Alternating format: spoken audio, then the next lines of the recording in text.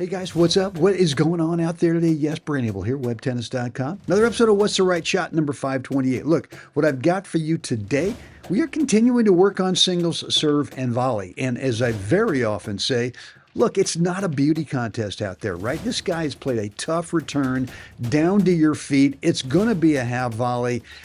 What shot choice do you possibly have here? Well, I'm going to show you exactly what I do in this situation and what I want you to think about doing as well in this episode of What's the Right Shot. Look, before we get started, today's episode is brought to you by the Tennis Mindset Project, and specifically mental toughness happens between points. I got a free video for it. It's a 9-minute video. At the end of today's episode, go ahead down below in the description area. There's a link down there. Click it, and I'm going to show you, describe to you what's really important that you start doing between points. Guys, here comes this episode of What's the Right Shot.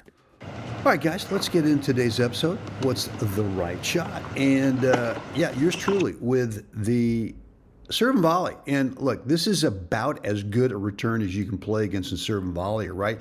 To where you got it down at the feet, you're in the middle of the court, right? So the angles for you as a serve and volley guy are not great, right? It's not where they return off to one side or the other, where geometrically it kind of opens up the court for you. So what shot do you possibly have here? Well, you know, you could play it deep, right back down the middle as a half volley. That always works. You could go to a corner, but I don't like going to a corner in this situation because you can't get a lot of stick on this thing. And that, you know, that returner over there, them moving from the middle where they are right now, side to side, it's just a step or two, and they can get upset. They can get set up early on a potential pass, and so it can be tough. Look, what I will have done, if this is not the first time in the match where I've had to play a tricky half volley from the middle of the court, I'll probably, as I said earlier, yeah, I'll probably play it deep back to the guy and make him think.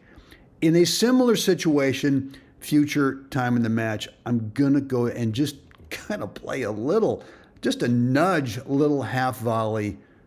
I wouldn't even call it a drop shot, but it's just kind of, let's get him to come in.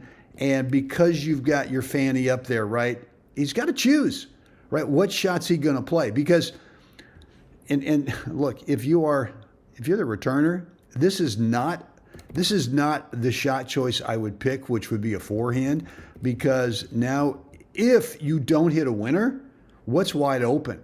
Yeah, right. That deuce side of the court is wide open. But look, the bottom line here is that you're forcing this guy to have to thread the needle still. And sometimes they don't. And there you have it. Yes, completely anticlimactic, completely unsexy, but that's what you have to choose sometimes, is again, not panic and think you got to go for something tough. Just, yeah, make them continue to have to thread the needle. And, you know, the whole thing with serve and volley is not necessarily that you're forcing them to play a passing shot from back behind the baseline. Look, the angles actually get a little tougher for the guy the closer that they have to play their passing shot, right?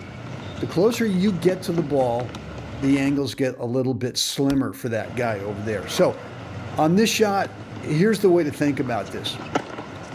First of all, don't panic, right? Decide you're going to take your time. You're going to be on balance as you possibly can. And just, you've got the ball, right? You don't have to rush through whatever shot choice you've decided to make. Whether this is you're going to shove it back deep, improve your court position, or you're just going to do this and just play kind of a little nudge type of, I won't even call it a drop shot. It's more just to bring the guy in and let's see if we can survive his passing shot attempt, right? And very often you can't. So guys, look, hope this has been helpful. I want to hear down below what's on your mind. In the comments area, let me know. Any comments, any questions, any feedback, remarks, always love to read and respond to your stuff. And then, as I mentioned in the beginning of today's episode, in the intro, Stick around. If you haven't seen this 9-minute video that I've got for you on mental toughness, and the title of this video I've got for you is the 80-20 reality.